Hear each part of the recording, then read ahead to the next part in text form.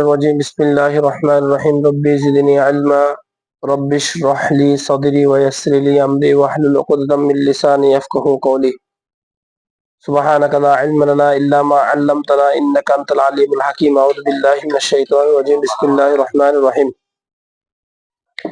আজকে আমরা পড়ব তালিমুল মুতাল্লিম এর 72 নম্বর পৃষ্ঠা থেকে। কেমন 72 নম্বর পৃষ্ঠা থেকে আমাদের আলোচনা শুরু। ওয়ামিন তাজিমিল ইলমি, গতকালকে আমরা পড়েছিলাম ওয়ামিন তাজিমিল উস্তাজি, উস্তাদের তাজিম সম্পর্কে। আজকে আমরা পড়ব ওয়ামিন তাজিমিল ইলমি, ইলমকে সম্মান করা। তো সে বিষয়ে বলা হচ্ছে ওই 72 নম্বর পৃষ্ঠা 3 নম্বর লাইন, ওয়ামিন তাজিমিল ইলমি,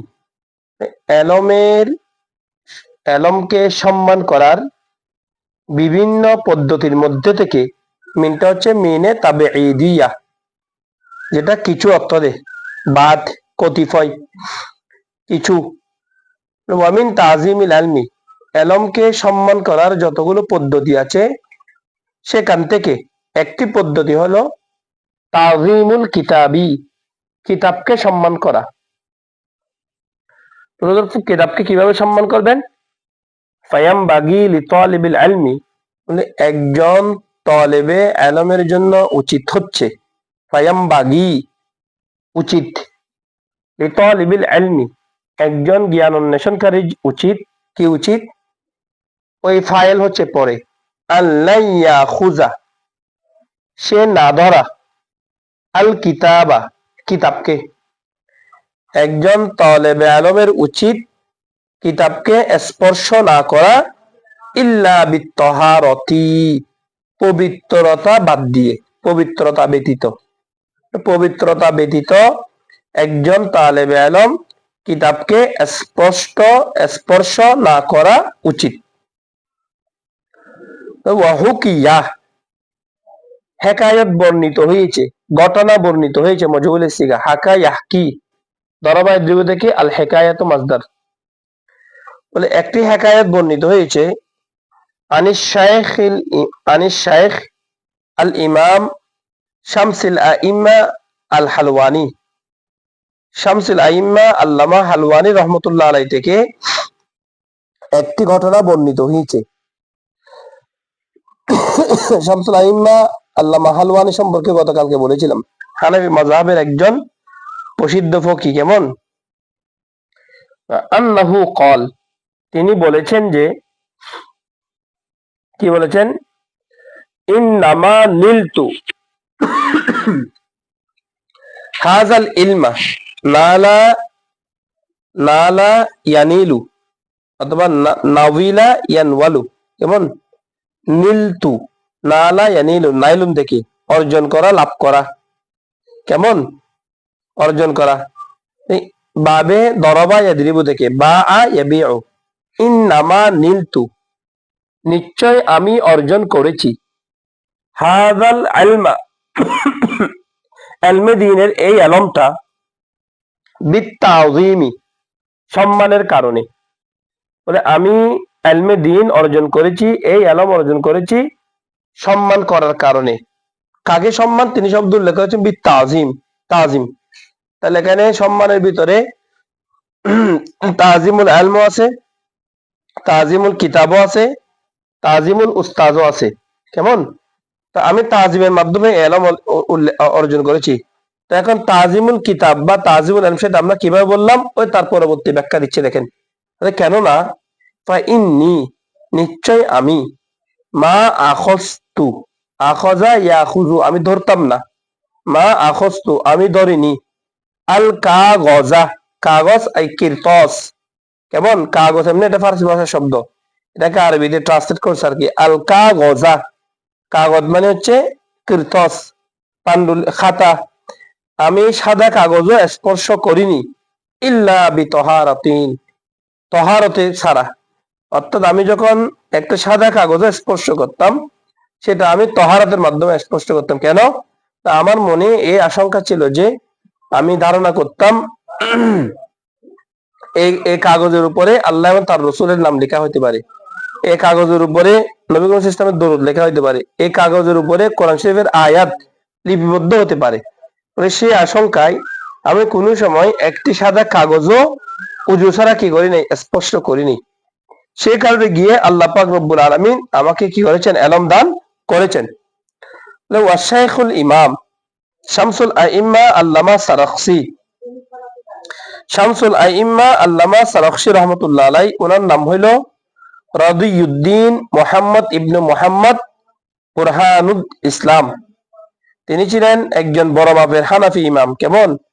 আখাযাল ফিকহা আনিস সাদরি শহীদ হুসামউদ্দিন ওমর, তিনি ইলম হাসিল করেছেন আস-সাদরুশ শহীদ আল্লামা হুসামউদ্দিন ওমর রহমতুল্লাহ আলাইহির কাছ থেকে। কেমন? ওনার ইন্তিকাল হলো 571 হিজরিতে। শামসুল আইম্মা আল্লামা সারাখসি রহমতুল্লাহি আলাইহি অনেকগুলো কিতাব লিখেছেন, যেমন আল মুহিতুল কাবীর, যে কিতাবটা হচ্ছে 40 খণ্ড, ওয়াল মুহিতুস সানি কিতাবটা হচ্ছে 10 খণ্ড, ওয়াল মুহিতুস সালিস এই কিতাবটা হচ্ছে 4 খণ্ড। তাহলে মোট দাঁড়াইলো প্রায় 54 খণ্ড, 54 খণ্ডের কিতাব লিখেছেন। আল ওয়াজিজ ফিল উসুল, এবং উসুলের ক্ষেত্রে ওনার একটা প্রসিদ্ধ কিতাব হলো আল ওয়াজিজ ফিল উসুল। এই কিতাবটা শামসুল আইম্মা আস-সারাখসি রহমতুল্লাহি আলাই। তো তিনি কানা মাদবুনান, তিনি একদিন পেটের রোগে আক্রান্ত ছিলেন। মাদবুন এটা হচ্ছে বাতনুন থেকে। কেমন? তো বাতনুন মানে হচ্ছে পেট, কিন্তু মাদবুন মানে হচ্ছে পেটের রোগে আক্রান্ত। কানা মাতবুনান, তিনি একদিন পেটের রোগে আক্রান্ত ছিলেন। ওয়া কানা ইউকাররিরু ফি লাইলাতিন, কিন্তু তার একটা স্বভাব ছিল কাররা ইউকাররিরু তাকরিরান, তিনি কি করতেন, মুতালা করতেন, তাকরার করতেন, পড়া দেখতেন বারবার করে। ওয়া কানা ইউকাররিরু ফি লাইলাতিন, তিনি যে প্রত্যেকটা রাত্রিতে কি করতেন, এলম তাকরার করতেন, এলম পড়তেন, মুকাররর করতেন। কেমন? তো যেহেতু তিনি পেটের রোগে আক্রান্ত ছিলেন, বলে ফাতাওয়াদ্দা ফি তিলকাল লাইলাতি, ওই রাতের মধ্যে তিনি উযু করেছেন 17 মাররাতান, 17 বার। মানে এক রাতে তিনি 17 বার উযু করেছেন, তারপরে কিন্তু কি করেন নাই, উযু ছাড়া কিতাব স্পর্শ করেন নাই। তাহলে আজকে দেখেন আপনারা, সেই সময় এই সময় মানে আপনি প্রস্রাবখানা থেকে এসে অনেক সময় অনেক কিরকম দেখা যায় যে সে উযু করা ছাড়া প্রস্রাবখানা থেকে এসে হাদিসের কিতাবের দরসের জন্য বসে গেছে, হাদিসের কিতাবের দরস দিচ্ছে। তাইলে এখন আল ইলমু নূরুন মুক্তাবাসান মিন রাসূলিল্লাহ সাল্লাল্লাহু আলাইহি ওয়াসাল্লাম, ইলম হচ্ছে এটা একটা নূর, এটা তো রাসূলুল্লাহ সাল্লাল্লাহু আলাইহি ওয়াসাল্লামের পবিত্র সিনা মুবারক থেকে আসে, এটা তো আল্লাহ পাক রব্বুল আলামিনের কুদরতের দয়ার কারণে আসে। এখন যে পড়াচ্ছে তার ভিতরে তো কি নাই, উযুটা নাই, তার ভিতরে পবিত্রতা নাই, তাহলে এই ইলমটা তার মাধ্যমে কেমনে ছাত্রের কাছে যাবে? সেই জন্য অবশ্যই অবশ্যই শিক্ষককে পড়ানোর সময় উযু অবস্থায় থাকতে হবে। এটা বলতেছে ফাতাওয়াদ্দা ফি তিলকাল লাইলাতি, ওই রাত্রিতে তিনি উযু করেছেন কয়বার? 17 মাররাতান। ব্যাখ্যার মধ্যে লেখা হয়েছিল যে ওই রাত্রিতে, ওটা শীতকালীন সময় ছিল, তো শীতকালীন সময়ে আমরা যেখানে একবার উযু করতে ভয় পাই, সেখানে তিনি এক রাত্রিতে 17 বার উযু করেছেন। তো লিআন্নাহু, কেননা কানা লা ইউকাররিরু, কেননা তার একটা স্বভাব ছিল, কানা লা ইউকাররিরু, তিনি তাকরার করতেন না, ইল্লা বিতহারাতিন, তহারত ব্যতীত, তহারত ছাড়া। কেননা তার স্বভাব ছিল তিনি তহারত ব্যতীত কোনো অবস্থায় তাকরার করতেন না। ওয়াহাযা লিআন্নাল ইলমা নূরুন, আর এটা এই জন্য যে ওয়াহাযা মানে এটাই, এটা এই আমলটা এই জন্য তিনি করতেন, কেননা লাম লিতালিল, কেননা আন্নাল ইলমা নূরুন, ইলম হচ্ছে একটা নূর, ওয়াল ওযুউ নূরুন, আর নবী করিম সাল্লাল্লাহু আলাইহি ওয়াসাল্লাম বর্ণিত হাদিস অনুযায়ী ওযু হচ্ছে একটা নূর। কারণ ওযুর মাধ্যমে বান্দার গুনাহ ঝরে যায়, বান্দার অজ্ঞতা ঝরে যায়, কলুষতা ঝরে যায়, পাপ ঝরে যায়, পরিশুদ্ধ হতে পারে বান্দার মাধ্যমে। মানে ওয়াল ওযুউ নূরুন, ওযু হচ্ছে একটা নূর। ফায়ুজদাদু নূরুল ইলমি বিল নূরুল উযুই, সুতরাং ফায়াজদাদু বেড়ে যায়, নূরুল ইলমি ইলমের নূর, বিহি মানে বিনূরিল উযুই, উযুর নূরের মাধ্যমে ইলমের নূর বেড়ে যায়। সুতরাং সেই কারণে গিয়ে পবিত্রতার মাধ্যমে যখন আপনি ইলম হাসিল করবেন, এই আলমটা দেখা যাচ্ছে আপনার জন্য আরো বেশি কি হচ্ছে, ফলদায়ক হচ্ছে, এটা আপনার বেশি দিন স্মরণে থাকবে। এটা ছাড়াও এলম অর্জনের ক্ষেত্র, যেমন আমি ছোটকালে হোমিওপ্যাথিকের একটা বই ছিল, তো চিকিৎসা বিজ্ঞান, আমি আমার হুজুর থেকে দেখছিলাম এই বইটা। তো সেখানে বলছিলাম যে যখন মানুষ হাজত সারে, মলমূত্র ত্যাগ করে, তখন ওই যে মানুষের শরীর থেকে যেহেতু বজ্র বের হয়ে যায়, তখন এক ধরনের ঘাটতি তৈরি হয়, যেটা কখনো তার চোখের উপর পড়ে, কখনো তার শরীরের উপর পড়ে। কিন্তু যখন সে উজু করে, তখন তার থেকে ওই ঘাটতিটা, নোকসানটা ফিল আপ হয়ে যায়, এবং সে শরীরও সতেজ হয়। তো যখন আপনার শরীর সতেজ থাকবে, অন্তরের এদিকে পবিত্রতা থাকবে, তখন আপনি যেটা পড়বেন সেটা আপনার ভিতরে কি করবে, মানে তাসির করবে, সেটা আপনার মনে থাকবে বেশি দিন। সে কারণে বলা হচ্ছে ওয়াহাযা লিআন্নাল ইলমা নূরুন, কেননা ইলম এটা হচ্ছে একটা নূর, ওয়াল ওয়াজুউ নূরুন, আর উজু এটা হচ্ছে একটা নূর, ফাইজদাদু নূরুল ইলমি, সুতরাং ইলমের নূর বেড়ে যায়, বিহি বিনুরিল উজুই, ইয়াজদাদু এটা হচ্ছে ইজতায়াদা ইয়াস্তাইদু ছিল, কেমন ইজতায়াদা ইয়াস্তাইদু ইস্তিয়াদান, তা বাব ইফতিয়াদের মজদা, কেমন ইস্তায়াদা ইয়াস্তাইদু, ওই তাকে দাল করে ফেলছে আর কি, ইয়াজদাদু হয়ে গেছে। ওয়ামিন তাজিমিল ওয়াজিবি, কেমন বলে আরেকটা আবশ্যক তাজিম হলো ওয়ামিন তাজিমিল ওয়াজিবি, তাজিম হচ্ছে মওসুফ, আল ওয়াজিব হচ্ছে সিফাত। আবশ্যকীয় তাজিম, সম্মান করা কিসের, এলমের, মানে জ্ঞানের প্রতি আরেকটা আবশ্যক সম্মান হলো আল্লাহ ইয়ামুদ্দা আর রজুলু ইলাল কিতাব, আল্লাহ ইয়ামুদ্দা আর রিজিলা ইলাল কিতাবি, বলে আল্লাহ ইয়ামুদ্দা দীর্ঘ না করা, মাদ্দা ইয়ামুদ্দু প্রসারিত করা, লম্বা করা, এখান থেকে আসছে মদ, মানে দীর্ঘ না করা, আর রিজেলা পাকে, ইলাল কিতাবি কিতাবের দিকে, কিতাবের দিকে পা না ফিরানো। গতকালকে বলছিলাম যে উস্তাদের বাড়ির দিকে পর্যন্ত যেখানে পা ফেরানোটা বড় বড় ইমামগণ কি মনে করতেন, বিয়াদি মনে করতেন, সেখানে কিতাবের দিকে পা দিয়ে যদি আপনি ঘুমান, বা কিতাবের দিকে পা দিয়ে যদি আপনি শুন, তাহলে সেই ক্ষেত্রে এটা তো কিতাবের প্রতি বড় একটা বেহুরমতি। সেই জন্য বলা হচ্ছে তাজিমুল ওয়াজিবের মধ্যে গুরুত্বপূর্ণ একটা বিষয় হলো আল্লাহ ইয়ামুদ্দা, লম্বা না করা, প্রসারিত না করা, আর রিজেলা পাকে, ইলাল কিতাবি কিতাবের দিকে। এবার আসেন কিতাব রাখার নিয়ম। যেমন আপনাদের কাছে, আমাদের কাছে বুক সেলফ আছে, হ্যাঁ, তারপরে বইয়ের টেবিল আছে। আমরা অনেক সময় দেখা যায় কি, কোরআনের তাফসীরের যে কিতাবটা, এটা রাখি সবার নিচে, কোরআন শরীফটা রাখি অনেক সময় নিচে। আমরা ওই অন্যান্য কিতাব অনেক সময় এমনও দেখা যায় যে কোরআন শরীফ থাকে নিচে, তার উপর উপন্যাসের বই, এরকম অনেক সময় দেখা যায়। তো এখন কিতাব কিভাবে রাখবে শেলফের মধ্যে বা তাকের মধ্যে বা টেবিলের মধ্যে, সে সম্পর্কে আমাদেরকে কি করতেছেন, আলোচনা করতেছেন। বলতেছেন ওয়াদাউ, এলমের আরেকটা তাজিম হলো ওয়াদাউ, ছাত্র রাখবে, ওয়াদা ইয়াও দাও ছিল এটা মূলত, ছাত্র রাখবে কুতুব আর তাফসিরি, তাফসিরের কিতাবগুলোকে, ফাওকা সাইরিল কুতুব, অন্যান্য সকল কিতাবের উপর।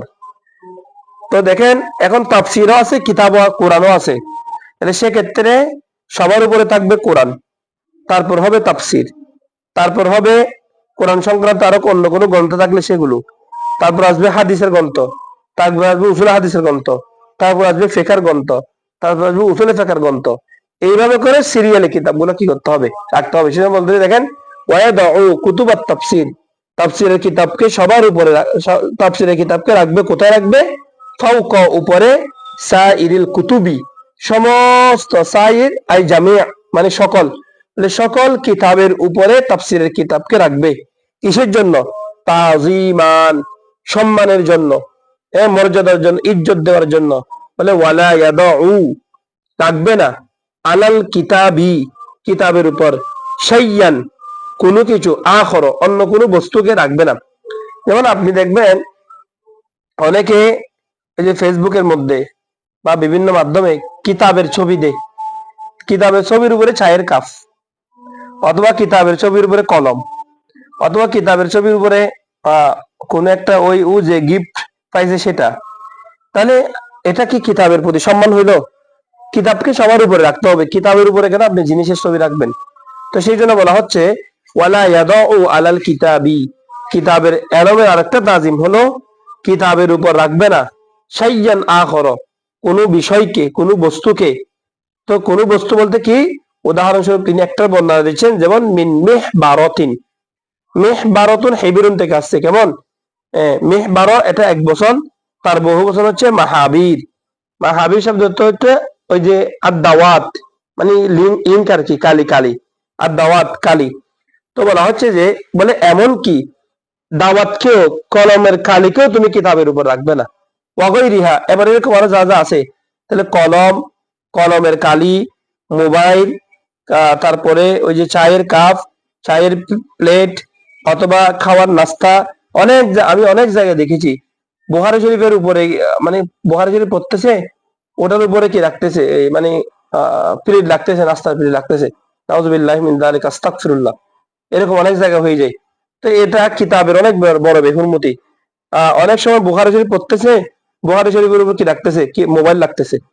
তাহলে এটা কিতাবের বেহুরমতি। এই জন্য এই সমস্ত বিষয়গুলো আমাদেরকে কি রাখতে হবে, মানে সতর্ক থাকতে হবে। কারণ এলম পৃথিবীতে ততদিন থাকবে যতদিন এলমের প্রতি সম্মান থাকবে। আর এলম পৃথিবী থেকে সেদিন উঠে যাবে যখন এলমের প্রতি কি হয়ে যাবে, সম্মান কমে যাবে। যেমন হুজুর সাল্লাল্লাহু আলাইহি ওয়াসাল্লাম বলছেন, হাদিস কিয়ামতের আলামতের মধ্যে আপনারা পড়ছিলেন কিছুদিন আগে, কিয়ামতের একটা আলামত হলো মিন আশরাতিস সাআ, একটা আলামত হলো ইউকাল্লুল ইলমু ওয়া ইউকসারুল জাহলু, এলম কমে যাবে, জিহালত বেড়ে যাবে। কেন? তার কারণ হলো, সেটার একটা একটা নিদর্শন এখন আপনি দেখতে পারবেন। এখন আপনি দেখেন, একটা সময় কোনো বাড়িতে যদি কোনো একজন মাস্টার হতেন বা কোনো একজন শিক্ষিত মানুষ হতেন, তাহলে তার যেরকম সম্মান থাকতো, হ্যাঁ, একজনের কাছে লাখ টাকা আছে, তার কিন্তু সেরকম সম্মান থাকতো না। কিন্তু এখন এমন হয়ে গেছে, মানে সবাই টাকার প্রতি সম্মান, বিল্ডিং এর প্রতি সম্মান, যার কাছে আলম আছে, জ্ঞান আছে, তার প্রতি কি নাই, সম্মান নাই। তো এখন সবাই কি করতেছে, যে আলেম সেও টাকা চাচ্ছে, যে গায়রা আলেম সেও টাকা যাচ্ছে, যে জ্ঞানী জ্ঞান চর্চা বাদ দিয়ে সেও টাকার পেছনে দৌড়ছে। তার কারণ হলো কি, ওই সমাজের মধ্যে কর্তৃত্ব স্থাপনের বিষয়। তাহলে যখন আপনি, আমরা যখন টাকার পেছনে কি হতে থাকবো, পাগলের মতো দৌড়তে থাকবো, তখন আস্তে আস্তে আমাদের থেকে এলমের নূরটা কি হয়ে যাবে, চলে যাবে। টাকা ইনকাম হবে, এলমের নূর চলে যাবে। তাই এলমের নূর এবার আমার থেকে চলে যাচ্ছে, আপনার থেকে চলে যাচ্ছে, আরেকজন থেকে চলে যাচ্ছে, আরেকজন থেকে চলে যাচ্ছে। এভাবে করতে করতে দেখা যাবে পৃথিবী থেকে একদিন এলমটাই উঠে যাবে। তাহলে উঠে গেছে কেন? ওই এলমের প্রতি সম্মান না থাকার কারণে। এই জন্য এলমকে প্রত্যেকটা যুগের মধ্যে সমানভাবে কি দিতে হবে, মর্যাদা দিতে হবে। তো বলতেছে ওয়ালা ইয়াদাউ আলাল কিতাবি শাইয়ান আখরা, কিতাবের উপর কোনো বস্তুকে সে রাখবে না, মিন মিহবারাতিন, এমন কি মিনটা মিনে বায়ানি, এমন কি মিহবারাও মানে দাওয়াতও রাখবে না, ওয়া গায়রিহা, আর এরকম যা যা আছে। তো ওয়াকানা উস্তাজুনা, আমাদের উস্তাদ শাইখুল ইসলাম বুরহানুদ্দিন সাহিবুল হেদায়া, বলে আমাদের উস্তাদ আল্লামা বুরহানুদ্দিন মারগিনানি ফারগানি রহমতুল্লাহি আলাই, ইয়াহকি, তিনি আমাদেরকে ঘটনা বর্ণনা করতেন, আন শাইখিন মিনাল মাশায়েখ, মাশায়েখদের মধ্য থেকে একজন শায়েখ সম্পর্কে তিনি আমাদেরকে ঘটনা বর্ণনা করতেন। ঘটনাটা কি? আন্না ফাকিহান, একজন ফকি, কানা ওয়াদা, তিনি রেখেছিলেন আল মিহবারতা, দাওয়াতকে, আলাল কিতাবি, কিতাবের উপর। একজন বড় ফকি, তিনি ওনার কিতাবের উপরে দাওয়াত রেখেছেন, এই যুগে কলম বলতে পারেন, কলম রেখেছেন।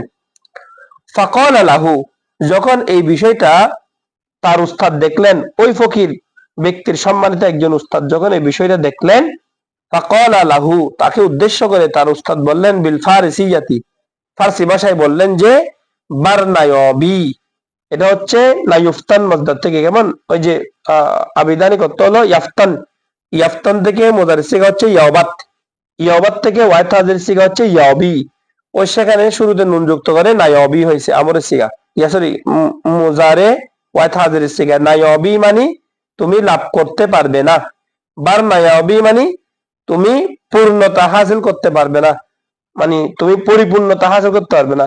তার মানে কি, অর্থাৎ যখন ওই ফকি তাকে দেখলেন, যে তিনি দেখলেন তিনি কিতাবের উপরে কি রাখতেছেন, দোয়াত রাখতেছেন, দাওয়াত রাখতেছেন, কালি রাখতেছেন, তখন তার উত্তর তাকে দেখে বললো যে মারনায়াবি, হে ফকি, তুমি জ্ঞানের দ্বারা যত সমৃদ্ধ হয়েছো ঠিক আছে, কিন্তু তুমি জ্ঞান থেকে উপকারিতা লাভ করতে পারবে না। এখানে বাইন নায়াবির আবিধানিক অর্থ হলে, আবিধানিক মানে অর্থ হলো লা তাজিদুন নাফআ মিন ইলমিকা, অর্থাৎ তুমি তোমার এলম থেকে উপকার অর্জন করতে পারবে না, উপকার পাবে না। কেন? কারণ এলমকে সম্মান না করলে এলম থেকে আপনি উপকার পাবেন না। পৃথিবীতে আপনি যেটাকে সম্মান করেন, যেটাই যে পেশে থাকেন, সেটাকে আপনাকে সম্মান করতে হবে। যখন আপনি ওটাকে সম্মান করবেন না, আপনি ওটার দ্বারা রিজিক হাসিল করতে পারবেন না। তখন তিনি আরেকটা ঘটনা এখানে বর্ণনা করতেছেন, একটি ফতোয়া, অর্থাৎ ওয়াকানা উস্তাজুনা আল কাদি আল আজাল ফখরুদ্দিন আল মারুফ বিকাজী খান। কেমন? তিনি বলছেন আমাদের উস্তাদ একজন ছিলেন আল কাজী আল আজাল, মহান কাজী, ফখরুদ্দিন বিকাজী খান, যিনি ইমাম কাজী খান হিসাবে প্রসিদ্ধ, যেমন ফতোয়ায়ে কাজী খান আর কি। তো ইমাম কাজী খানের নাম হলো হাসান ইবনে মনসুর ইবনে আব্দুল আজিজ আল উজ জন্দি। কেমন? উজ জন্দি আল ফারগানি। কেমন? তো ওনার ইন্তেকাল হলো কত? 592 হিজরিতে। 592 হিজরিতে তিনি যে ফতোয়ায়ে কাজী খান লিখেছেন, এটা হচ্ছে 4 খণ্ডের। কেমন? আল মুহাদের, বর্তমানে এটা 4 খণ্ড, আরো অনেক খণ্ড আছে, এগুলা কি বিভিন্ন খণ্ড করছে প্রকাশন অনুযায়ী আর কি। তারপরে এই ছাড়া শরহুল জামি আস-সাগীর লিশ-শাইবানি, এটা করেছেন, অর্থাৎ জামি সগীরের উপরে শরহ করেছেন। শরহু আদাবিল কাজী লিল খাসসাব, কেমন? ওই যে কাজীর আদব সংক্রান্ত কিতাব, এই ইমাম খাসসাফের, এটাকে তিনি কি করেছেন? শরহ করেছেন। এরকম আরো অনেকগুলা কিতাব কি করেছেন? রচনা করেছেন ইমাম ফখরুদ্দিন কাজী খান রহমতুল্লাহি আলাই। ওনার ইন্তেকাল হলো 592 হিজরিতে। ইমাম ফখরুদ্দিন কাজী খান রহমতুল্লাহ আলাই বলে ইয়াকুলু, তিনি বলতেন ইল্লাম ইয়ারিদ বিযালিকাল ইস্তিখফাফা ইস্তিখফাফা ফালা বাসা বিযালিকা। ওই তিনি ফতোয়া দিচ্ছেন যে যদি কেউ কিতাবের উপরে দুয়াত রাখে, মানে এই দুয়াতকে যদি সে কিতাবকে হালকা করা মনে না করে, মানে কিতাবের অসম্মান হয়, অসম্মানের উদ্দেশ্যে না করে, তাহলে এতে কোনো সমস্যা নাই। বলতেছেন ইল্লাম, যদি, যদি লাম ইয়ারিদ সংগঠিত না হয়, ওয়ারাদা ইয়াউরিদু, ওয়ারাদা ইয়াউরিদু উরুদুন, যেমন শানে উরুদ, ঘটনার শান প্রেক্ষাপট আর কি, কোনো একটা ঘটনা সংগঠিত হওয়া। ইল্লাম ইয়ারিদ, যদি এইরূপ কাজ হয়ে না থাকে, বিযালিকা, এইরূপ কাজের দ্বারা যদি হয়ে না থাকে, কি হয়ে না থাকে?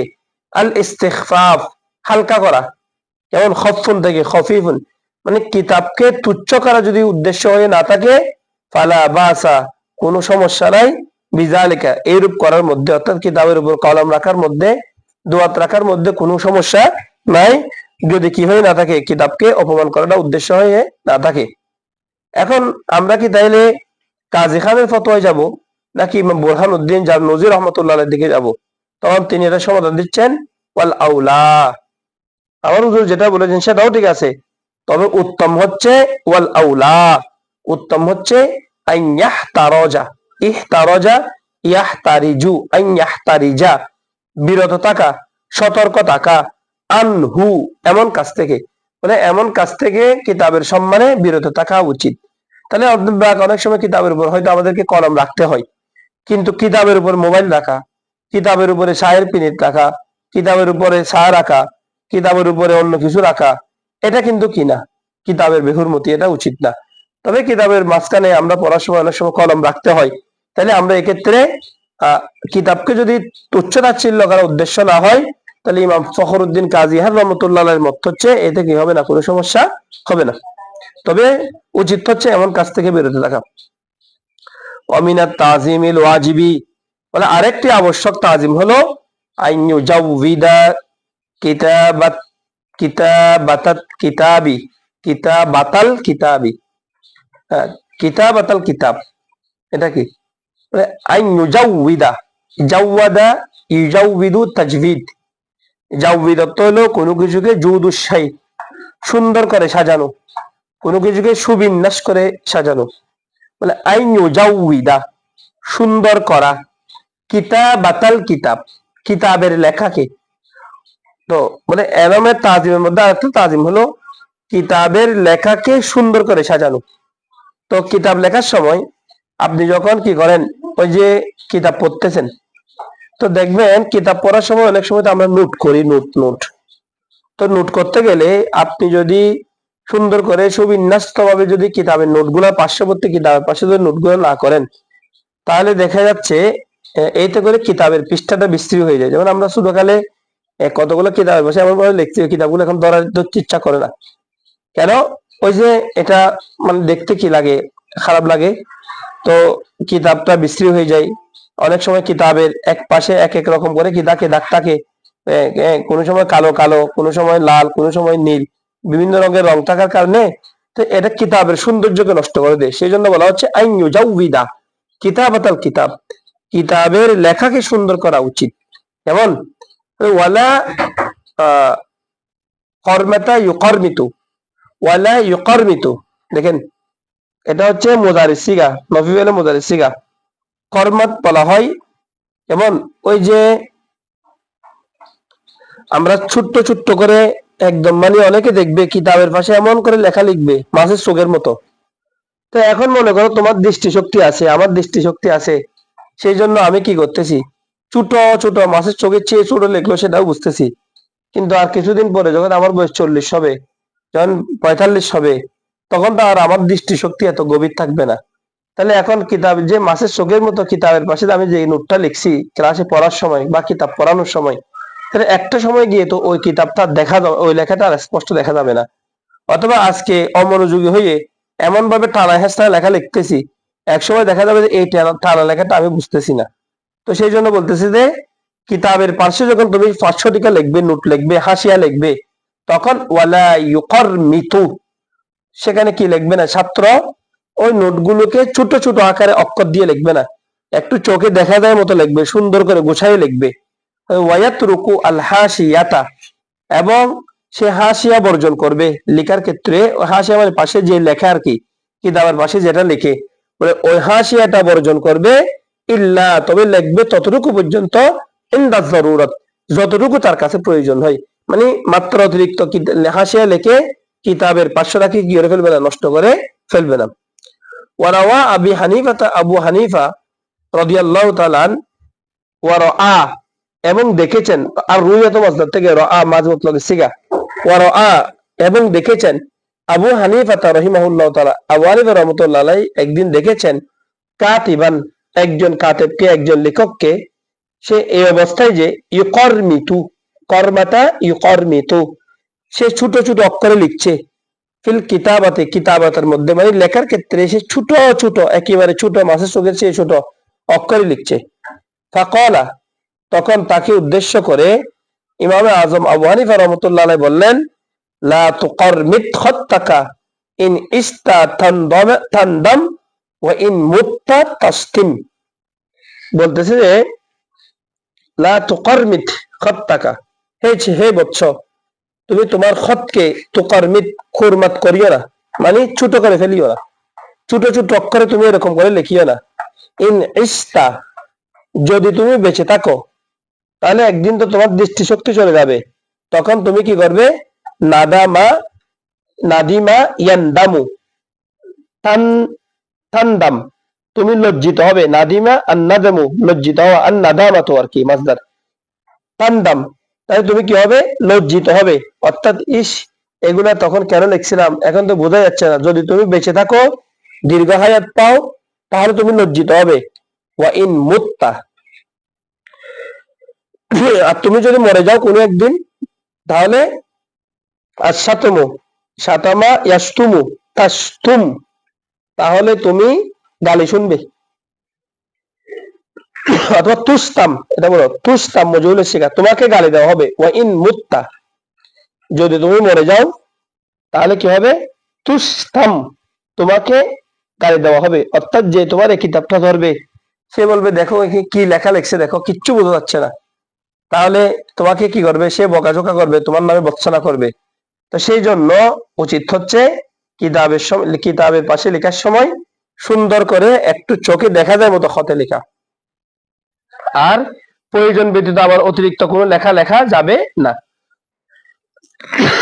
যেখানে তিনি বোঝাতে চেয়েছেন, অর্থাৎ ইয়ানি ইদা শিখতা ওয়াদাউফা বাসারুকা নাদিমতা আলা জালিকা, অর্থাৎ এই কথাটার মানে হইল ইদা শিখতা, শাখ ইয়াশিখু, কেমন, এটা হচ্ছে শাইখুন, আই হচ্ছে আই আসান্না, অর্থাৎ যখন তুমি বেশি বয়স্ক হয়ে যাবে। ইদা শিখতা, শিখতা মানে যখন তুমি শায়েখ হয়ে যাবে আর কি, শাখ ইয়াশিখু, শাইখুন থেকে। যখন তুমি শায়েখ হয়ে যাবে, শায়েখ হয়ে যাবে মানে আই বৃদ্ধ হয়ে যাবে। যখন তুমি বয়স্ক হয়ে যাবে, শায়েখ হয়ে যাবে, বৃদ্ধ হয়ে যাবে। ওয়া দউফা, কারুমা, এবং দুর্বল হয়ে যাবে। বাসরুকা, তোমার দৃষ্টিশক্তি। নাদিমতা, তখন তুমি লজ্জিত হবে, তখন তুমি অনুতপ্ত হবে। আলা যালিকা, এই কাজের জন্য, এই কাজের উপর তুমি কি হবে? অনুতপ্ত হবে। ওয়াহুকিয়া, একটা ঘটনা বর্ণনা করা হয়েছে, আনিস শাইখুল ইমাম মাজদুদ্দিন আস-সরখকি রহমতুল্লাহি আলাই। সরখকি এই শব্দটার ইবারত নিয়ে অনেক ধরনের কথা আছে। কেউ কেউ বলছে যে এটাকে সরখ তাকিল পড়তে, কেউ কেউ বলছে সারখসি লিখতে, কেউ কেউ বলছে সরখি, সরখকি লিখতে। কেমন? তো যাক, যেটাই হোক, এটা একটা শহরের নাম আর কি। কেমন? মানে আল ইমাম মাজদুদ্দিন আস-সরখি রহমতুল্লাহ আলাই থেকে একটা ঘটনা বর্ণিত হয়েছে এভাবে, আন্নাহু কল, তিনি বলতেন, মা করমাতনা ইল্লা নাদিমনা, ওয়ামা ইনতাখাবনা ইল্লা নাদিমনা, ওয়ামা লাম নুকাবিল ইল্লা নাদিমনা। বলে মা করমাতনা, যখন আমরা মা করমাতনা, কর্মাতা ইকরমিতু, বাসারা ইউবাসিরু, অর্থ হচ্ছে ছোট ছোট করে লিখা। বলে মা করমাতনা, আমরা ছোট করে লিখতাম না, তবে যখনই লিখতাম, ইল্লা, তবে যখনই লিখতাম, নাদিম না, আমরা অনুতপ্ত হতাম। উস্তাদ আমাদেরকে বকাঝোকা করতেন এই বিষয়ে। ওয়ামা ইনতাখাবনা, ইনতাখাবা ইয়ানতাখিবু ইনতিখাবান, নির্বাচিত করা। বলে ওয়ামা ইনতাখাবনা, আমরা কোনো বিষয়কে নির্বাচিত করতাম না, ইল্লা, তবে যখনই করতাম, নাদিম না, আমরা লজ্জিত হতাম। তাহলে কি নির্বাচিত করা? ওই যে অনেকে দেখবে যে নোট করার অভ্যাস আছে, যেমন, তো নোট করার সময় তুমি মনে করো ওয়াজে যাবে, তো ওয়াজের মধ্যে তুমি একটা বিষয় বলবে, তোমার কাছে মনে করো হাদিসটা মুখস্থ আছে, তুমি 1 নম্বর হাদিস হিসেবে বলবে ইন্নামা, ইন্নামাল আমালু বিন্নিয়াত। তো সে কি করছে? নোট করার সময় ইন্নামাল আমালু বিন্নিয়াত না লিখে লিখছে শুধুমাত্র ইন্নামা, মানে 1 নম্বরে ইন্নামা। 2 নম্বরে সে হাদিস লিখবে খায়রুকুম মান, বলবে খায়রুকুম মান তাআল্লামাল ওয়া আল্লাহ, খায়রুকুম মান তাআল্লামাল কুরআনা ওয়া আল্লামা, কিন্তু সে এখন হাদিসটা লেখে নাই। তো সেই শব্দ লেখছে কি? শুধুমাত্র খয়রুন, মানে এটা খয়রুন দিয়ে মূলত বোঝাতে চাইছে এটা হাদিস বলবে যে খায়রুকুম মান তাআল্লামাল কুরআনা ওয়া আল্লামা। এখন মনে করো সে যে নোটটা করছে আজকে, সেই নোটটার স্থায়িত্ব হচ্ছে শুধুমাত্র আজকের জন্য। কারণ 1 বছর পরে সেই ইন্নামাল আমালু দ্বারা, যে সে ইন্নামা শব্দ দ্বারা যে ইন্নামাল আমালু বুঝিয়েছেন, এটা হয়তো তার অনেক সময় মনে থাকবেও না, তার স্মৃতি থেকে এটা চলে যেতে পারে। তো যখন চলে যাবে, সে এই লেখাটা সময় যেটা এখানে নষ্ট করেছে, তাহলে এটা অনর্থক না, এটা 1 বছর পর আর কোনো কাজে লাগতেছে না। তো সেই জন্য বলতেছে যে ওটা এরকম না, আমরা কোনো কিছুকে নির্বাচন করতাম না, মানে ছোট ছোট করে সংক্ষিপ্ত ভাবে কোনো কিছুকে নির্বাচন করতাম না, ইল্লা, তবে যখনই করতাম ওস্তাদের বকা শুনতাম, নাদিম না, আর আমরা লজ্জিত হতাম, অনুতপ্ত হতাম। তারপরে সে বলতেছে ওয়ামা লাম নুকাবিল, কাবালা ইউকাবিলু মুকাবালাতান। কেমন? তো আবিধানে করতে হলে তুলনা করা আর কি, মোকাবেলা করা, একজন আরেকজনের সাথে তুলনা করা। মানে মা নুকাবিল, আমরা তুলনা করতাম না, ইল্লা, তবে যখনই কি করতাম? তুলনা করতাম, নাদিম না, আমরা কি হতাম? লজ্জিত হতাম।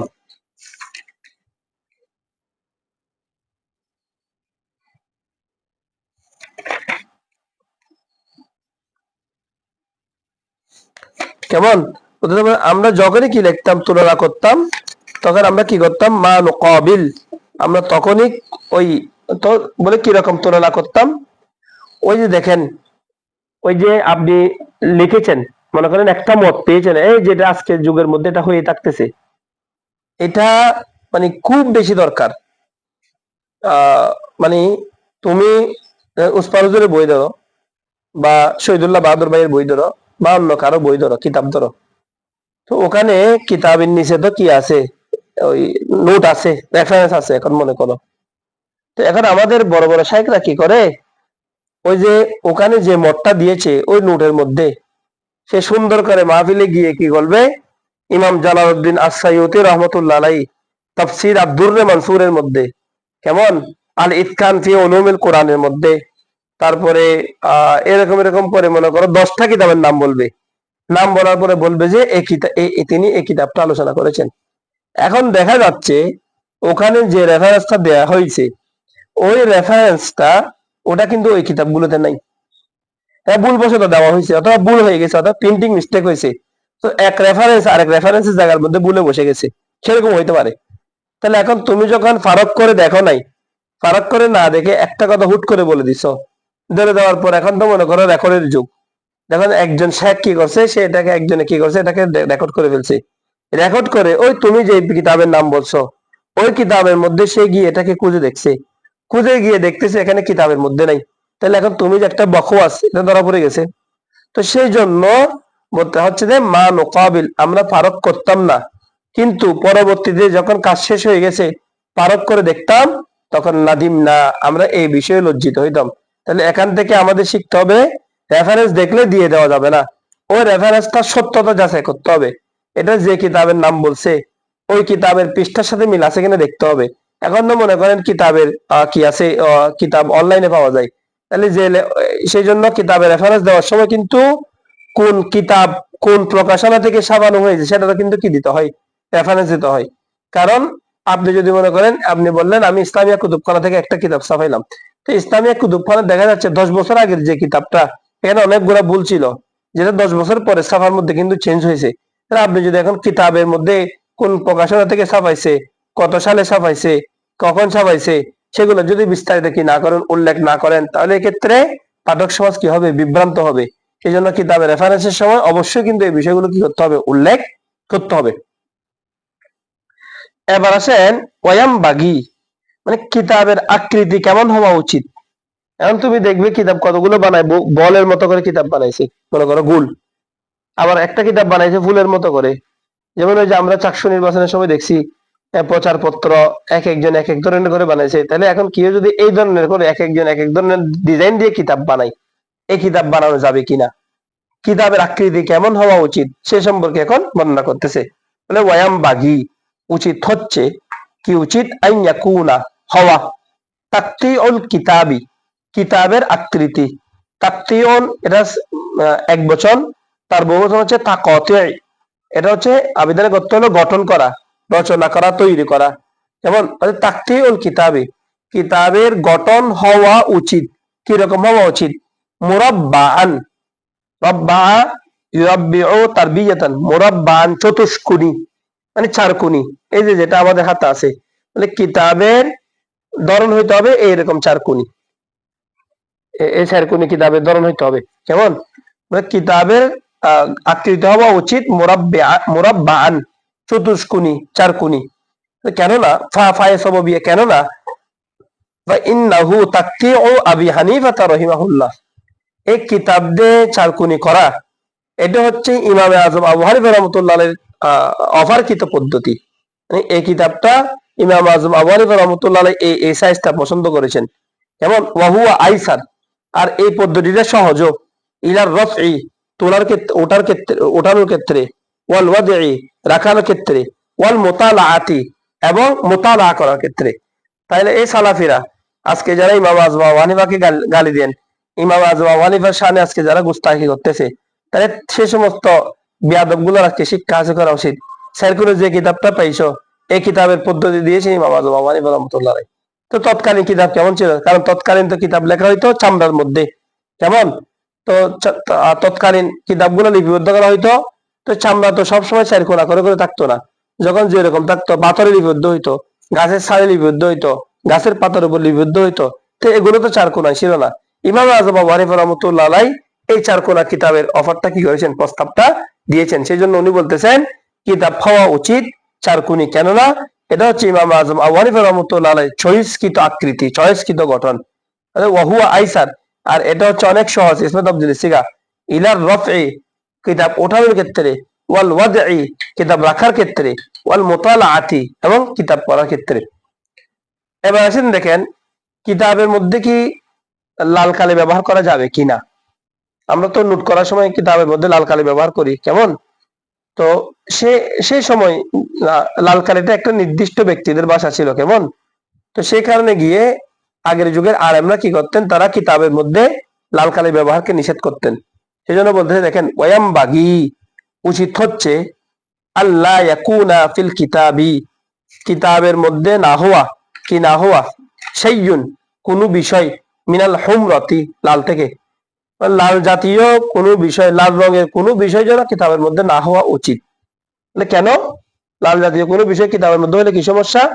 কারণ হলো ফাইন্নাহা, কেননা এই হুমরা লালটা সনিউন ফালাসিফাতি, ফালাসিফাতি, ফালাসিফা এটা হচ্ছে ফাইলসুফদের, ফাইলাসুফ, কেমন? অনুকুন কাত ফি ইলমিল আশিয়াই বিমাওয়াদিহা ওয়া ইলান। তো বলতে দেখেন, এটা হচ্ছে ফাইলাসুফদের জমা, ফালাসিফা। এটা হচ্ছে ফালাসিফাদের একটা কাজ। তো ফালাসিফারা কিতাবের মধ্যে কি করতো, তারা এই দাগগুলো দিত। ফালাসিফা মানে দার্শনিক আর কি, বলে তারা রাখতো। তো এই তাদের কাজটা যদি আপনি কিতাবের মধ্যে লাল দাগ দেন, তাহলে এটা তাদের কাজের সাথে কি হয়ে যাবে, মিলে যাবে। এটা কিন্তু সালাফদের তরিকা নয়, সেই জন্য বলা হচ্ছে লা সনি আস সালাফ বা লা সনি ও সালাফ, বলে এটা সনি আস সালাফি, এটা সালাফদের পদ্ধতি নয়, সালাফদের তরিকা নয়। সনি অন আই তরিকন, তরিকা আর কি, এটা হচ্ছে দার্শনিকদের তরিকা। এটা মূলত সালাফদের, মানে আমাদের পূর্ববর্তী যারা আলেম ছিলেন, পূর্ববর্তী ইমামদের তরিকা নয়। অমিন মাশায়েখিনা, আমাদের মধ্য থেকে অনেক মাশায়েখ এমনও রয়েছেন যে মান কারিহা, যারা মাকরু মনে করেন, ইস্তেমালা, ব্যবহারকে, আল মারকাবাল আহমার, ইস্তেমালা মারকাবিল আহমার, মারকাবে আহমার, মারকাব মানে হচ্ছে সিয়াহি, সিয়াহি কি, বলে লাল কালি ব্যবহার করাকে আমাদের মাশায়েখদের মধ্য থেকে অনেকে কি মনে করতেন, এটাকে মাকরু মনে করতেন, অপছন্দনীয় মনে করতেন। ওই আপনাদের বইয়ের 4 নম্বর হাসিয়াতে একটা কিন্তু কি দিয়েছে, হাসিয়া দিয়েছে দেখেন,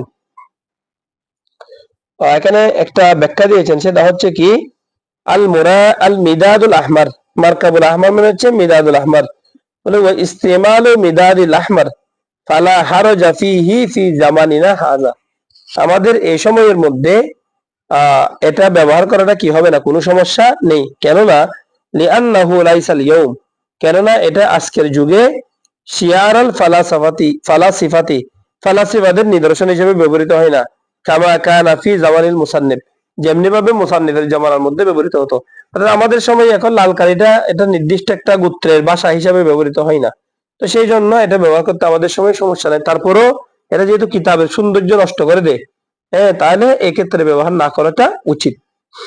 ওয়ামিন তাজিমিল ইলমি, বলে এলমের আরেকটা সম্মান, আরেকটা তাজিম হলো, যেমন তাজিমুশ শুরাকা ফি তালাবিল ইলমি ওয়াদ দারসি, তাজিমুশ শুরাকা, শরীকদারদেরকে মানে বন্ধুদেরকে সম্মান করা, ফি তালাবিল ইলমি, ইলম তলবের ক্ষেত্রে, ওয়াদ দারসি, এবং দরস তলবের ক্ষেত্রে, অর্জনের ক্ষেত্রে।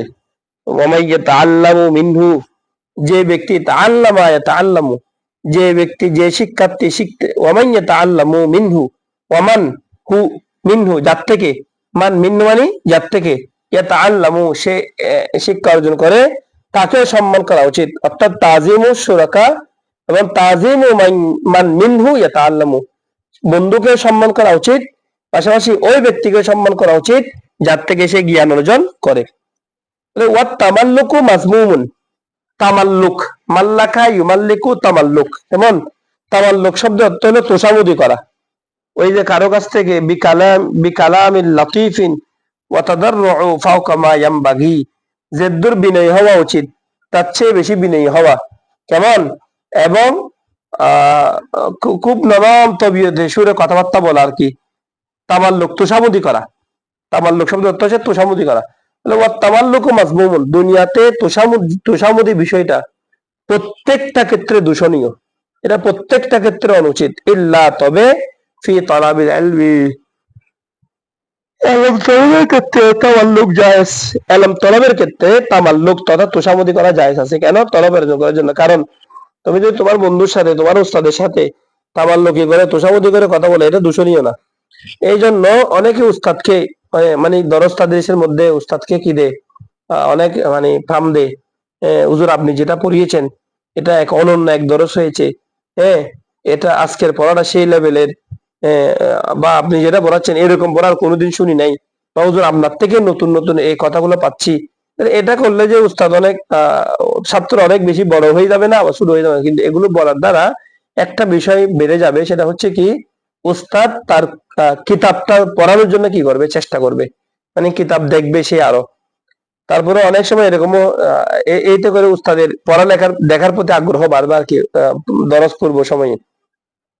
তো বলতেছেন যে আমাদের মুসান্নিফ বলে তোষামুদটা প্রত্যেকটা ক্ষেত্রে পরিত্যাজ্য, কিন্তু এলম তলবের ক্ষেত্রে উচিত।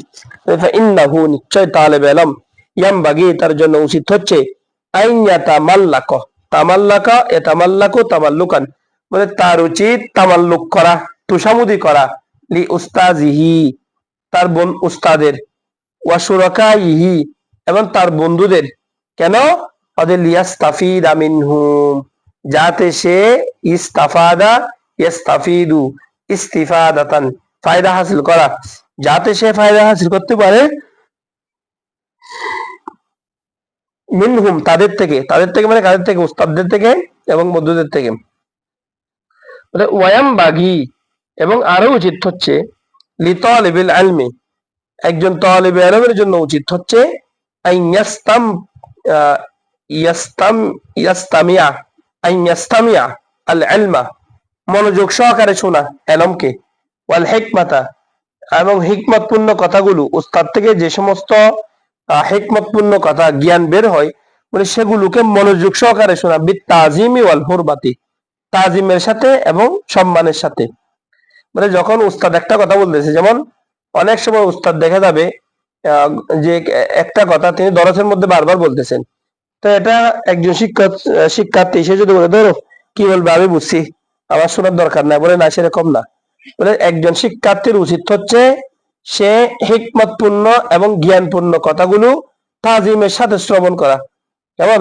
ওয়া ইন সামিয়া ওদের যদি সে শুনে মাস আলাতান ওয়াহিদাতান একটা মাসালা, অথবা ওয়াকালিমাতান ওয়াহিদাতান অথবা একটি কালিমা, আলফা মাররাতিন 1000 বার, যদি কোনো একজন ব্যক্তি সে যদি একটি মাসালা অথবা একটি কথা 1000 বার শুনে, বলে এর পরেও সে কি করবে, ওই কথাটা শোনার জন্য চেষ্টা করবে, মানে মনোযোগ সহকারে সম্মানের সাথে ওই কথাটা শুনবে। কেন? কারণ জ্ঞানীদের কথা, ওই যে আমরা শুরুকালে ইউ ক্যান উইন শিবকারার বই যখন পড়তাম, সেখানে একটা কথা আছে, বিজয়ীরা ভিন্ন ভিন্ন কাজ করে না, তারা একই কাজকে ভিন্নভাবে করে। হ্যাঁ, তাহলে অনেক সময় এমন আছে যে ব্যক্তির উপস্থাপনা শক্তি এমন হয় সে শোনা ঘটনাকে আরো অনেক সুন্দরভাবে উপস্থাপন করতে পারে। তো সেই জন্য কেউ যখন কোন একটা ঘটনা বলে তখন তার উচিত মানে এভাবে বলা, আমি শুনছি, হ্যাঁ আমি জানি, এটা বলাটা উচিত নয়। যদি জিজ্ঞেস করে মানে আপনি বলেন না, আপনি আপনার মতো বলেন, এরকম করে ব্যবহার করা উচিত। কারণ আপনি যখন যখন সে বলবে আমি শুনছি আমি জানি, বলতে হবে না, তখন দেখা যাবে কি ওই ওই ব্যক্তি যে ঘটনাটা বলতে যাচ্ছেন সেই ঘটনা বলার ক্ষেত্রে তার সৃজনশীলতা নষ্ট হয়ে যাবে। তো সেই জন্য উচিত হচ্ছে বলতেছে যে একজন তালেব ইলমের উচিত আইয়াস্তামিয়াল ইলমা ইলমকে শ্রবণ করা, ওয়াল হিকমা প্রজ্ঞাপূর্ণ কথাগুলো শ্রবণ করা, বিত তাজিমি ওয়াল হুরমাতি যদিও সম্মানের সাথে এবং হুরমাতের সাথে, বলে যদিও সামিয়া মাসালাতান ওয়াহিদাতান সে ওই মাসালা শুনেছে, একটি মাসালা শুনেছে, ওয়াকালিমাতান ওয়াহিদাতান ও একটি কথা শুনেছে, আলফা মাররাতিন 1000 বার, তারপরেও তার ওই কথাটা শোনা উচিত। ওয়াকিলা বলে যে বলা হয় মাল্লাম ইয়াকুন তাজিমুহু বাদা আলফি মাররাতিন কা তাজিমিহি ফি আউয়ালি মাররাতিন ফালাইসা বিআহলিল ইলমি। বলে আরবের মধ্যে একটা কথা আছে, মাল্লাম ইয়াকুন তাজিমুহু, যে ব্যক্তি থেকে মাল্লাম ইয়াকুন তাজিমুহু যার তাজিম পাওয়া যায় না, বাদা আলফি মাররাতিন 1000 বারের পরে, 1000 বারের পরে যার তাজিম হয় না, যার তাজিম পাওয়া যায় না, কিসের মতো? ওই তাজিমের মতো, কা তাজিমিহি তার ওই তাজিমের মতো, ফি আউয়ালি মাররাতিন ফি আউয়ালি মাররাতান প্রথম তাজিমের মতো ফালাইসা বিআহলিল ইলমি, বলে সে আহলুল ইলম নয়। অর্থাৎ 1000 বার শোনার পরও প্রথমবার শোনার মতো যার থেকে কি পাওয়া যাবে না, তাজিম পাওয়া যাবে না, আমি তার বিষয়ে বলছি সে আহলে ইলম নয়। এই কথাটা আরবদের কাছে প্রচলিত আছে, এটা শুনে এটা জেনে রাখেন। আজকে যেখানে আমরা একবারই শুনতে চাই না, সেখানে তিনি বলছেন 1000 বার শোনার পরও প্রথমবার শোনার মতো যার আগ্রহ থাকে না, হ্যাঁ, তাহলে সে কি হতে পারবে না, আহলে ইলম নয়। ওয়ায়াম বাগি, এবং উচিত হচ্ছে লি তালিবিল ইলমি, তাও বলতেছেন তালিবে ইলমের জন্য উচিত হচ্ছে আল্লাহ ইখতার, ইলম নির্বাচন, আল্লাহ ইখতার নির্বাচন না করা, নওআ ইলমিন, ইলমের ধরন, ইলমের প্রকার, মানে সে কোন শাস্ত্রে যাবে, কোন শাস্ত্রে তার যাওয়া উচিত, একজন তালিবে ইলম নিজে নির্বাচন, বিনাফসিহি, তার নিজের দ্বারা নিজে নির্বাচন করাটা উচিত নয়, বরং বাল ইউফাউযিদু, ফাওয়াদা ইউফাউযিদু আমরাহু, বরং সে তার এই বিষয়টিকে সুফর্দ করবে কোথায়, ইলাল উস্তাজি, শিক্ষকের নিকট। কেন, ইন্নাল উস্তাযা কদ হাসালা, কেননা উস্তাদ অর্জন করেছেন, লাহু লিল ইলমি লিযালিকাল ইলমি, ওই ইলমের ক্ষেত্রে আত-তাজারুবা, অভিজ্ঞতা, অথবা কদ হাসালাল উস্তাদ, উস্তাদে ইন্নাল উস্তাযা কদ হাসালা, নিশ্চয় উস্তাদ অর্জন করেছে, লাহু আত-তাজারুবা, এই ইলমের জন্য তিনি তাজারুব, অভিজ্ঞতা, দক্ষতা, যেমন পারদর্শিতা হাসিল করেছেন, ফি যালিকা মানে ফি যালিকাল ইলমি, বলে ওই ইলমের মধ্যে তিনি কি করেছেন, পারদর্শিতা হাসিল করেছেন। সুতরাং তিনি জানবেন কোন শাস্ত্রটা পড়াটা উচিত, এই শিক্ষার্থীর কোন শাস্ত্রটা পড়াটা উচিত নয়, সে সম্পর্কে পড়া উচিত। ফাকানা আরফান নাসি, সুতরাং তিনি হবেন সবচেয়ে বেশি অভিজ্ঞ, আরফা, তিনি হবেন সবচেয়ে বেশি জ্ঞানী, আরেফ মারেফার কি, পরিচিতি লাভকারী, বিমা ইয়ামবাগি লিকুল্লি ওয়াহিদিন ওয়া মা ইয়ালিকু বিতাবিয়াতিহি, কোন বিষয়ে, বলে ওই বিষয় সম্পর্কে সবচেয়ে বেশি তিনি জানবেন, কোন বিষয় সম্পর্কে, মা, যা, ইয়ামবাগি, উচিত, লিকুল্লি ওয়াহিদিন, প্রত্যেকটা ব্যক্তির জন্য যা উচিত, ওয়া মা, এবং যা, ইয়ালিকু, লায়েক, উপযুক্ত, কার জন্য উপযুক্ত, মানে বিতাবিয়াতিহি, ওই শিক্ষার্থীর তবিয়তের সাথে, বলে শিক্ষার্থীর তবিয়ত মানে স্বভাব, শিক্ষার্থীর স্ববিয়তের সাথে যে বিদ্যাটা অধিক উপযুক্ত, অথবা প্রত্যেকটা ব্যক্তির জন্য, প্রত্যেকটা শিক্ষার্থীর জন্য কোন বিষয়টা উচিত, এটা একমাত্র তার শিক্ষককে জানবে। যেমন আমাদের আমিনুল করিম বাবা হুজুর রহমতুল্লাহ আলাইহি, তিনি তখন অনেক শিক্ষার্থীদেরকে যারা কিতাবের মধ্যে ভালো মাহের ছিলেন, তিনি তাদেরকে কি করতেন, নিষেধ করতেন, ওই যে ইউনিভার্সিটিতে বিভিন্ন সাবজেক্ট নিয়ে না পড়তে, যেমন বাংলা, ইংরেজি, আরবি, সরি বাংলা, ইংলিশ বা অন্য সাবজেক্ট নিয়ে না পড়তে বলতেন তিনি। কেন বলতেন, তিনি বলতেন আল্লাহ তোমাকে যে ইলমটা দিয়েছে এটা তুমি মাদ্রাসার কাজে লাগাও, মাদ্রাসার সমৃদ্ধ হবে তোমার দ্বারা। তা মনে করেন এখন আজকে যদি আমরা দেখতে পাই ভালো ভালো শিক্ষার্থীগুলা কোথায় চলে যাচ্ছে, ওরা বিভিন্ন ইউনিভার্সিটিতে বিভিন্ন অন্যান্য সাবজেক্ট নিয়ে চলে যাচ্ছে। তাহলে সবাই যদি ভালো ভালো শিক্ষার্থীগুলো যদি সবাই যদি এদিকে চলে যায়, তাহলে এলমে দিনের ধারক বাহক কারা হবেন, এলমে দিনকে কারা বাঁচাবেন, এলমে দিনের রক্ষক হবেন কারা? তো তখন আমরা কি দেখবো, ওই বক্তব্যের ময়দানে, ওয়াজের ময়দানে আমরা কতগুলা মূর্খকে দেখবো, যারা কিতাব পড়তে জানে না, যারা মাসালা বলতে জানে না, যারা ফিকহ ফাতোয়া জানে না, যারা কোনো নামাজের মাসালা মাসাল জানে না, যারা জানে না কিছু, এরা দেখবে তখন ময়দান কি, কারণ এই পৃথিবীর একটা ধর্ম হলো পৃথিবীতে শূন্যস্থান পছন্দ করে না, পৃথিবী শূন্যস্থান চায় না। তো শূন্যস্থান যখন চায় না, ওয়াজের ময়দান তো আর খালি থাকবে না, এটা তো থাকবে। যখন জ্ঞানীরা যখন ওয়াজের ময়দান থেকে উঠে যাবে, যখন জ্ঞানীরা যখন বিভিন্ন দিকে চলে যাবে, দ্বীনের আলম বাদ দিয়ে দিবে, তখন মূর্খরা কি করবে, এই দ্বীনের আলমটাকে এসে আঁকড়ে ধরবে। তো তারা তো এখন দ্বীনের আলম সম্পর্কে জানেও না, তাদের কাছে জ্ঞানও নাই, তাদের কাছে পড়ার কিতাব গোজার মতো মাথায় হাত নাই, যোগ্যতা নাই।